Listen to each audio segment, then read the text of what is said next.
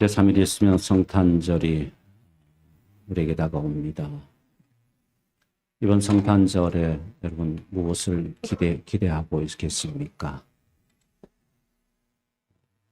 주님의 선물 보따리를 여러분 기대하고 계십니까?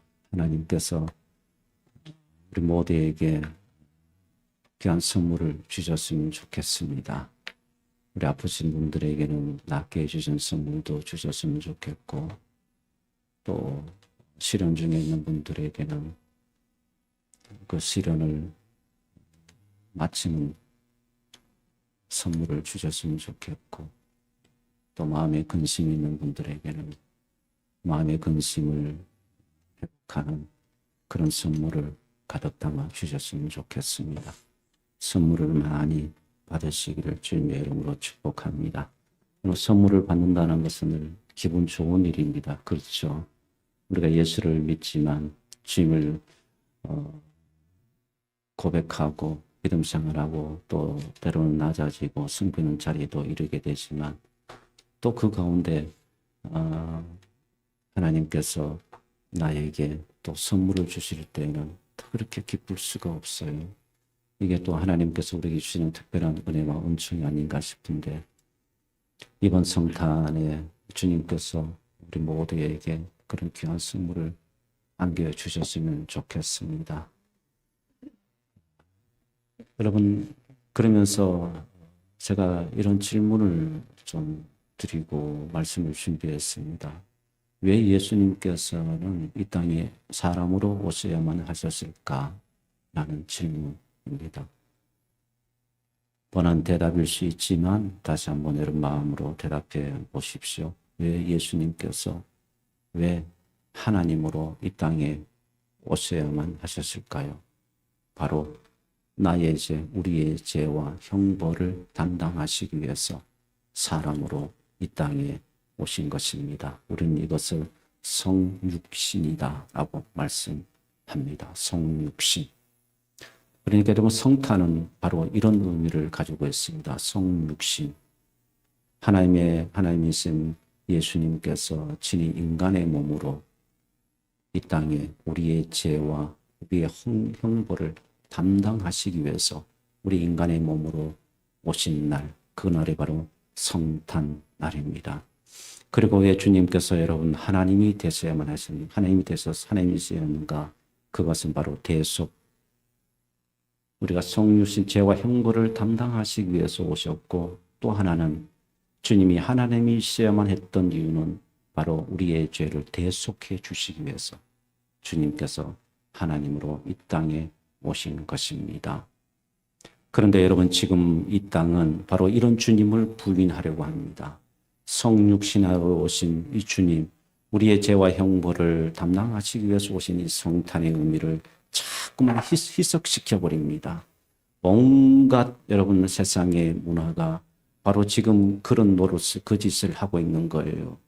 여러분, 우리는 그래서 성탄의 진정한 의미를 놓치지 말아야 합니다.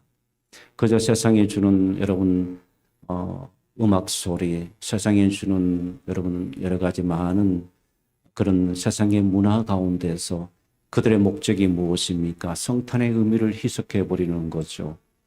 이 대속의 의미를 희석시켜 버리고 우리의 죄와 형벌로 이 땅에 오신 예수 그리스도의 그 의미를 생각하지 않도록, 심지어 우리 예수 믿는 그리스도인들조차도 그런 고뇌와 그 예수 그리스도를 대망하는 그날로 여기지 않도록 그냥 세상의 향락 속에 여러분 빠져들어서 전혀 이런 고뇌와 고민이 없이 그냥 흘러버리도록, 그렇게 세상은 지금 이 성탄절을 완전히 왜곡시켜 버렸고, 또 여러분 많은, 심지어 여러분 우리가 그리스도를 믿는 우리 그리스도인들조차도 이 성탄의 진정한 의미를 깨닫지 못하고 여러분 성탄을 맞이하는 경우가 많이 있다는 거죠. 그러므로 여러분, 이번 25일 성탄을 우리가 맞이하면서 진정한 이 죄와 형벌의 그 은혜, 대속의 그 은혜, 그름을 통해서 육신의 몸을 입고 오셔야만 했던 주님의 아들 되심, 그리고 그럼에도 불구하고 하나님이신 그 예수 그리스도, 주님의 인성과 주님의 신성을 가지신 분이심을 여러분 믿으시고, 그 주님을 대망하시면서 그 주님이 주시는 그 은혜와 그 선물을 받으시는 여러분 이번 성탄이 될 수 있기를 주님의 이름으로 축복합니다. 사랑하는 여러분, 이렇게 문화 속에서 여러분 성탄의 의미를 퇴색하게 만들고 있고 사단은 또한 여러분 성육신을 오신 예수 그리스도를 부인하게 만들고 있습니다. 주님은 인성을 부인하게 만들든지 주님이 하나님으로 오셔했던 그 신성을 부인하게 만들든지 심지어 여러분 기독교 안에도 여러분 이런 분들이 계세요. 신성을 부인하는 학자들도 있고 신성을 부인하는 목회자도 있고 인성을 부인하는 학자도 있고 인성을 부인하는 목회자도 있다는 것입니다. 얼마나 여러분 혼란스러운 시대가 모릅니다. 그러나 우리는 분명히 예수 그리스도가 누구이신지를 알고 그분의 성탄에 어떤 의미로 우리에게 오신 것인가를 우리는 명확하게 진리 위에 서서 여러분 우리가 담대하게 살아갈 수 있는 그 은혜가 우리 모두에게 충만하게 되기를 소망합니다. 주님의 인류의 구원 계획 가운데 이스라엘 백성들뿐만 아니고 이 땅의 모든 사람들을 향해서 바로 그 구원 계획이 이루어지는 날이 바로 성탄의 날입니다. 얼마나 귀한 날입니까? 그러므로 이 날을 우리가 소망하며 대망하면서 여러분 오늘도 주님께서 이 땅에 오심했던 그 예언의 말씀들 속에서 어떤 상황 속에서 주님께서 오셨고 주님께서 이 땅에 오신 그 의미가 무엇인 것인가를 말씀 가운데서 그 진리를 캐내어서 여러분의 보물로 삼으시고 보화가 되시고 그로 말미암아 여러분 내적 평안과 그 주님의 오심을 통한 그 말씀의 그 진리로 인해서 여러분이 충만하고 여러분 마음에 있는 그 어떤 어둠도 여러분 다 예수의 이름으로 구원자로 오신 예수 그리스도, 죄와 형벌을 담당하기 위해서 오신 예수 그리스도, 나를 대속하기 위해서 오신 예수 그리스도로 인하여서 여러분 예수의 이름으로 거듭 강조하고 거듭 말씀드립니다. 여러분 예수 이름이 여러분의 마음에 여러분의 마음 속에 임재함을 통해서 여러분 떠나보내시기를 세상의 근심, 세상의 두려움, 염려를 떠나보내시게 되기를 주님의 이름으로 축원합니다. 축원합니다. 사랑하는 여러분, 주님이 오실 때 오늘 이사야의 말씀은 암담한 때에 이 예언의 말씀을 주신 것입니다. 역사적으로 보게 되면 여러분 역사적 현실 속에 아수르라는 통치자 아수르라는 나라가 세계를 지배할 때에 여러분 온갖 고통과 아픔과 여러분 눈물과 한숨과 절망을 주었던 나라가 바로 아수르입니다. 그 시대 그런 고난 속에서 여러분 슬픔을 마주하지 않고서는 하루를 살아갈 수 없는 날들, 고통의 소리를 듣지 않고서는 하루를 마감할 수 없는 날들, 한숨과 땅이 꺼지는 그런 절망의 소리를 듣지 아니하면 여러분 하루가 사는 것처럼 느껴지지 않는 그 시대, 그 시대가 바로 오늘 이사야서 말씀의 배경입니다. 얼마나 참담한지 모릅니다. 그래서 이사야 37장 1절 말씀에도 보게 되면 여러분 이 히스기야 왕은 여러분 아수르 사네들 왕이 침범했을 때 성경은 특별히 아수르 나라가 나오면서 다섯 왕이 등장합니다. 그 다섯 왕들이 얼마나 잔혹한 일들을 많이 했고 얼마나 이스라엘 백성들을 괴롭혔는지 말로도 할 수가 없어요. 그래서 사네들 왕이 쳐들어왔을 때도 이 이사야 히스기야 왕은 굵은 베옷을 입고 여호와의 전으로 자기 옷을 찢어버립니다. 너무나 절망스럽고 그 고통이 커서 자기 옷을 찢고 굵은 베옷을 입고 여호와 앞으로 나아갔다라고 그렇게 표현하고 있습니다. 얼마나 절망스러운 생각입니까? 이사야 37장 3절 말씀에 이어서 여러분 그때 그 시대적 상황을 이렇게 성경 저자는 묘사하고 있습니다. 환난과 책벌과 능욕의 날이라. 환난과 책벌과 능욕의 날이라. 아이를 낳으려 하나 해산할 힘이 없은 것보다. 그때 그 당시에 절망스러운 상황을 바로 여러분 말씀해 주고 있습니다. 앞저 속에 신음합니다. 말하고 소리는 끊이지 아니하며 히스기야 왕이 군대를 일으켰다라고 소문만 나면 두려움이 엄습해오는 그 시대, 견딜 수 없는 그 시대가 바로 여러분 이때 당시의 시대였습니다. 곡하는 소리가 끊이지 아니하고 애통하는 소리가 끊이지 아니하고 그 어디에도 희망이 보이지 않는 시대, 절망만이 온 세상을 덮고 있었던 그 시대.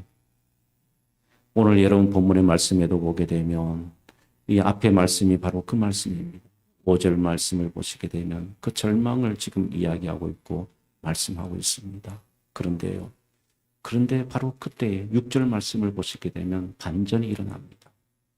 6절 말씀부터 놀라운 말씀이 지금 나옵니다. 이는 한 아이가 우리에게 낳고 한 아들을 우리에게 주신 바 되었는데 그의 어깨는 정사를 메었고 그의 이름은 기묘자라 못살아 전능하신 하나님이라. 그러면서 오실 메시아 예수 그리스도를 지금 말씀하고 있습니다.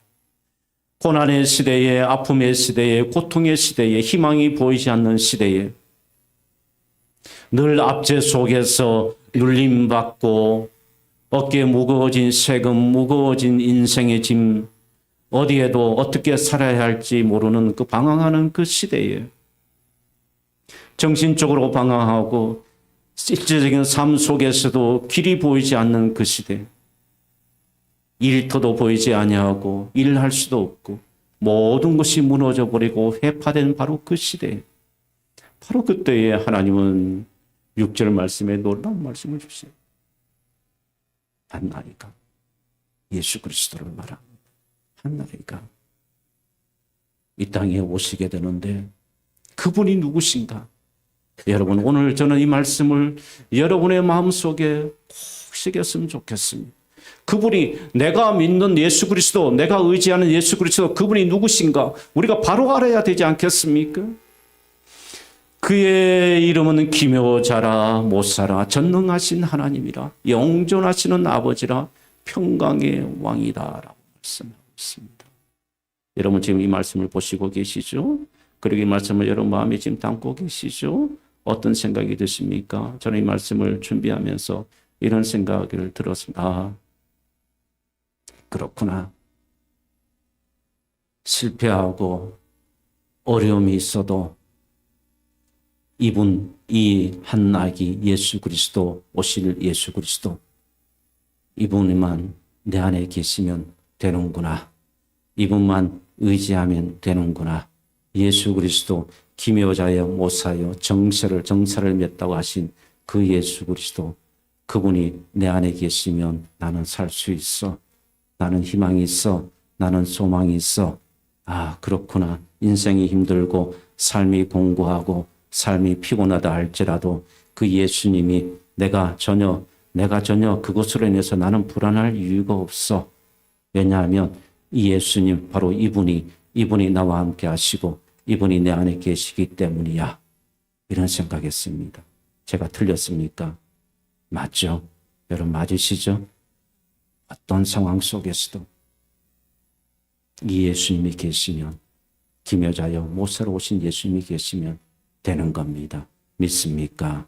여러분 이 주님을 꼭 여러분 마음에 모시고 내 안에 내 삶의 주인 되신 주님이 오시면 되는 거구나. 내 안에 내 삶의 주님의 임재하심을 내가 경험하면 되는 거구나. 그러면 오케이. 그런 생각 가졌습니다. 사랑하는 여러분, 우리가 믿는 예수 그리스도가 바로 이런 분이십니다. 제가 구체적으로 조금 더 말씀드리겠습니다. 워낙 중요하니까요. 어떤 분이십니까? 그의 이름은 말씀을 보십시오.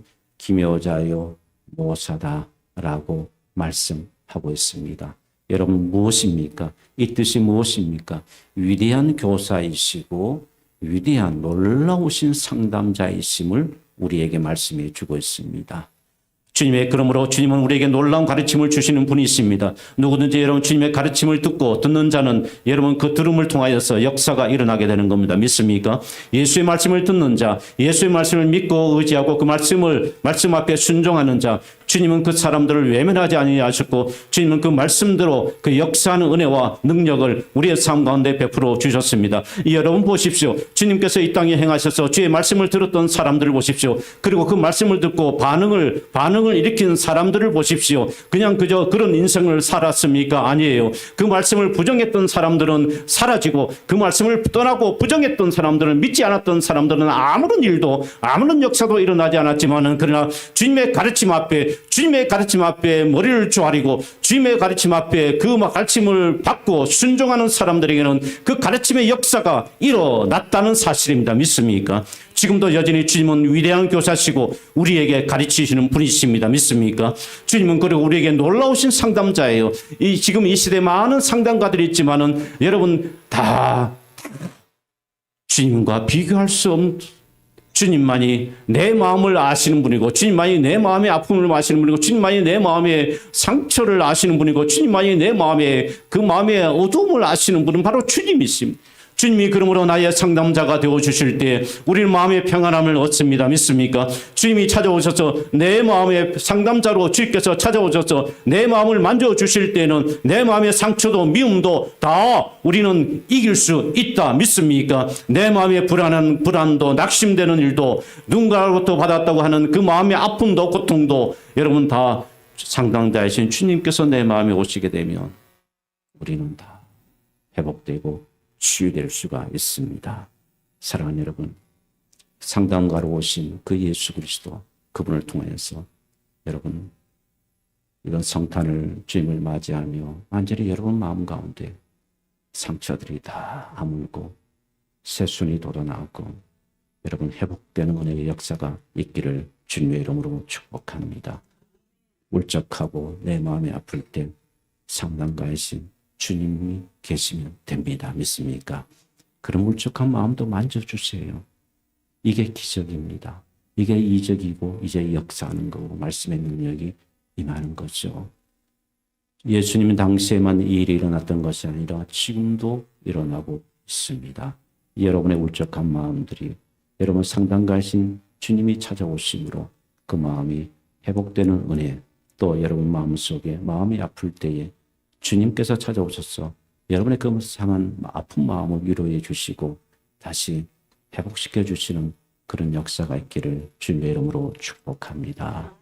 그리고 여러분 우리가 오실 주님은 이렇게 기묘자의 모사일 뿐만 아니고요. 여기에 그치신 분 아니에요. 두 번째 말씀을 보십시오.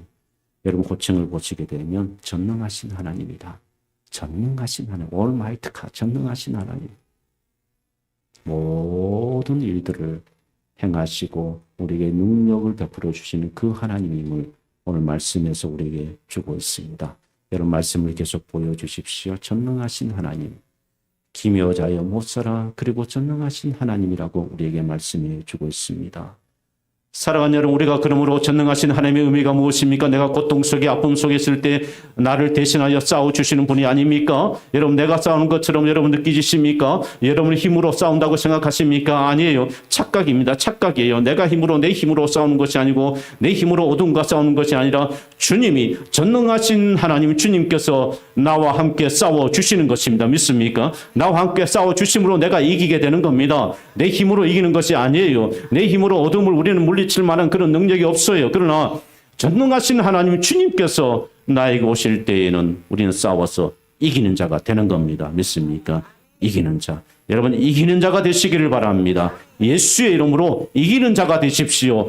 눌림을 받지 마십시오. 사단은 계속해서 여러분을 자꾸만 마음을 불안하게 만들고 회의감을 들게 만들고 그렇게 함으로 계속해서 예수의 능력을 믿지 않도록 여러분의 마음을 그렇게 만들고 있는데 거기에 매이지 마시고 예수의 이름으로 주님께서 전능하신 하나님으로 오신 그 주님의 이름으로 여러분의 마음의 어둠과 두려움이 떠나가시게 되기를 주님의 이름으로 축원합니다. 축복합니다. 반드시 일어납니다. 예수가 임하는 곳에, 전능하신 하나님께서 임하는 곳에 반드시 이 역사는 일어나게 되어져 있습니다. 아무리 세상이 어두움이라 할지라도 빛으로 오신 주님께서 비추기 시작하면 그 어둠은 떠나가게 되어져 있습니다. 안의 마음의 평안과 위로를 통해서 마음의 어둠이 다 떠나가시기를 축복합니다.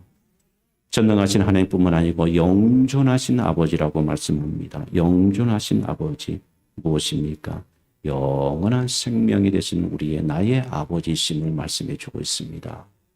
영생을 주시는 분이 바로 예수 그리스도시 아니십니까? 그리고 우리에게 평강의 왕으로 우리에게 함께 오시는 분, 그분이 바로 주님이심을 말씀해 주고 있습니다. 사랑하는 여러분, 그러므로 전능하신 하나님께서 여러분 예수 그리스도를 통해서 우리에게 주시는 이 은혜를 우리는 꼭 누리며 살아야 될 줄 믿습니다. 이런 체험이 여러분 삶 가운데 일어났으면 좋겠습니다. 우리의 삶 전체가 고통과 아픔이라 할지라도 여러분 바로 기묘자여 못사로 전능하신 하나님으로 오신 그분으로 말미암아 다시 아물고 회복되고 여러분 그분으로 말미암아 다시 마음의 평안을 꼭 회복하셨으면 좋겠습니다. 그러므로 여러분 주님의 임재입니다. 주님의 임재하심 이것이 우리의 삶의 핵심입니다. 제가 아프리카를 떠나온 지도 이제 꽤 되어 갑니다. 근데 그곳에 있으면서 모든 것이 척박하고 광야죠. 하루하루 그냥 주님의 은혜 없이는 살 수 없는 그런 곳입니다. 늘 밖에 나가면 두려움이 늘 함께 있고 밤에 2겹, 3겹, 4겹 장치를 하고 자물쇠를 장치를 하고 그 다음에 문마다 다 철로 그 철창을 하고 그래도 두려워요. 그래도 두렵고 먹는 것, 입는 것, 또 질병의 두려움, 말라리아의 두려움, 풍토병의 두려움, 그 두려움이 끊이지를 않았습니다. 그래서 단 한순간이라도 기도하지 않으면 살 수 없는 곳입니다. 믿음이 없어도 그 땅에 가면 믿음이 생겨요. 기도하지 않는 사람들 그 땅에 가면 자연스럽게 기도합니다. 기도할 수밖에 없어요.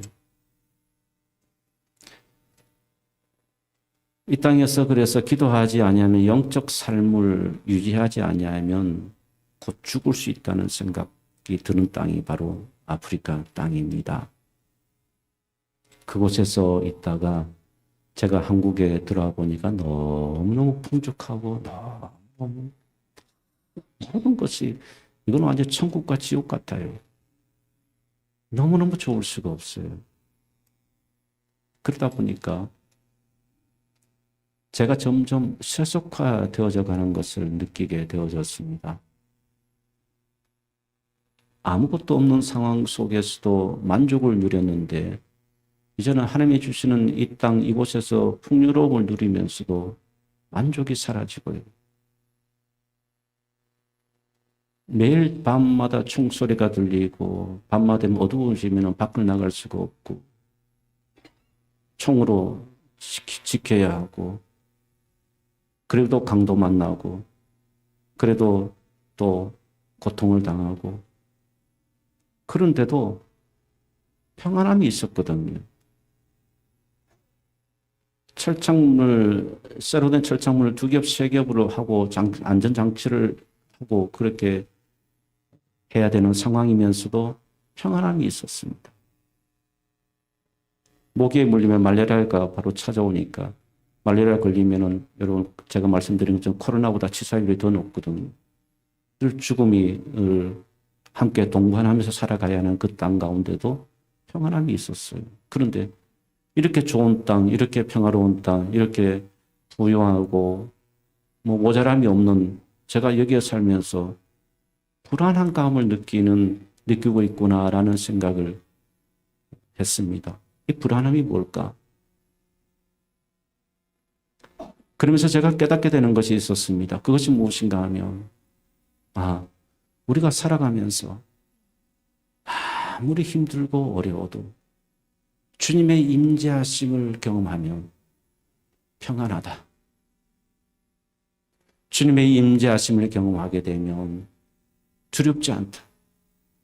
주님의 임재하심을 아무리 두려운 세상이라 할지라도 주님의 임재하심을 있으면 두렵지 않고 마음에 평안하고 고요하게 살 수가 있구나. 그러나 아무리 부유하고 다 있고 그래도 주님의 임재하심을 경험하지 못하면 인간은 두려움을 가질 수밖에 없고 인간은 만족함을 모를 수밖에 없고 그렇게 늘 풍요로운 가운데도 늘 부족함을 느끼고 살아갈 수밖에 없다는 사실을 깨닫게 된 겁니다. 사랑하는 여러분, 주님의 임재 여부가 그래서 이 삶을 결정하는구나. 환경이 아니고 우리가 살아가는 환경이 아니라 내가 주님의 임재를 경험하고 있느냐 없느냐가 바로 내 삶을 결정하는구나. 사랑하는 여러분, 이 땅에 김여자의 목사로 오시고 전능하신 평강의 왕으로 오신 그러므로 그 주님의 임재하심만 있으면 되는 겁니다. 믿습니까? 주님의 임재만 느끼면 되는 거죠. 에베소서 2장 8절 말씀입니다. 너희가 그 은혜를 인하여 믿음으로 말미암아 구원을 얻었다 말씀하고 있습니다. 그런데 여기에서 이것은 너희에게 난 것이 아니요 너희에게 난 것이 아니요 하나님의 무엇이라고요? 선물이라. 하나님의 선물. 하나님의 선물이라 말씀하고 있습니다. 사랑하는 여러분, 진리의 빛 되신 주님께서 여러분의 마음에 오시고 비춰주시고 또 구원의 빛을 비춰주시고 주님께서 친히 사람의 몸을 입고 오신 이 날을 우리가 대망하면서요. 한 걸음 더 나아가서 여러분 그분을 깊이 그러시구나. 그분이 계시구나. 그분이 오셨구나. 이거는 믿음이 아닙니다. 이거는 우리가 그리스도인이 아닙니다. 그분을 만나는 겁니다. 인격적으로 그분을 만나시고 그분을 내 안에 주인으로 모시고 살아가는 것입니다. 이것이 바로 우리 그리스도인의 삶인 것입니다. 사랑하는 여러분, 그러므로 주님의 오심을 통해서 다시 일어나는 날이 되시기를 주님의 이름으로 축복합니다. 세상이 삶이 힘들어도 낭망하지 마십시오. 늘 어둠이 내 마음의 근심이 떠나지 않아도 거기에 매이지 마십시오. 우리는 그런 존재가 아닙니다. 우리는 주님으로 말미암아 빛으로 오신 주님으로 우리는 일어나는 존재예요. 일어나는 자입니다. 역사의 수레바퀴를 인도하신 하나님, 지금 세상의 역사를 바라보면서 두려우십니까? 여러분 두려워하지 마십시오. 역사의 수레바퀴는 예수 그리스도 하나님이 주관하십니다. 하나님이 주관하시는 분이세요. 하나님이 다스리는 분이 있습니다. 아무리 위대한 통치자가 이 땅 가운데 군림한다 할지라도 그 통치자가 영원하지가 않습니다. 그 통치자는 언젠가는 무너지게 되고 언젠가는 패망하게 되는 것입니다. 그 어떤 권력도 그 무엇도 여러분 이 세상에 영원한 것은 없습니다. 그러나 하나님이 영원하신 하나님께서 바로 이 역사를 주관하시고 통치하시고 인도하시는 하나님이시므로 우리는 그 하나님 앞에 서게 되면 우리는 두려워하지 않습니다. 믿습니까? 두려워하지 않고 담대하게 살아갈 수가 있습니다. 사랑하는 여러분, 인생의 짐, 마음의 괴로움과 무거운 짐, 주님께서 오셔서 여러분 오늘 이 말씀을 꼭 이 말씀에 여러분의 마음을 적셔 보십시오. 이 말씀이 내 안에 역사하는 그 은혜를 구하면서 이 말씀의 확신 속에 거해 보십시오. 그러면 하나님께서 오늘 저와 여러분에게 말씀의 능력과 은혜를 베푸심으로 말미암아 그 말씀의 역사하는 그 힘이 우리의 삶 가운데, 마음 가운데 여러분 분명히 증거로 나타나게 될 줄 믿습니다. 여러분에게 이사야 40장 말씀드립니다. 40장 28절, 29절 말씀입니다. 함께 읽겠습니다. 너는 알지 못하느냐, 듣지 못하였느냐? 영원하신 하나님 여호와 땅 끝까지 창조하신 이는 피곤하지 않으시며 곤비하지 않으시며 명철이 한이 없으시며. 자, 여러분 보십시오. 28절 도대체 무엇을 우리에게 말씀해 주고 있습니까? 어떤 분이심을 우리에게 말씀해 주고 있습니까? 영원하신 그 하나님이 어떤 분이신가를 우리에게 말씀합니다. 꼭 눈으로 담고 가슴으로 담으십시오. 29절 말씀입니다. 피곤한 자에게는 능력을 주시며 무능한 자에게는 힘을 더하시나니. 할렐루야.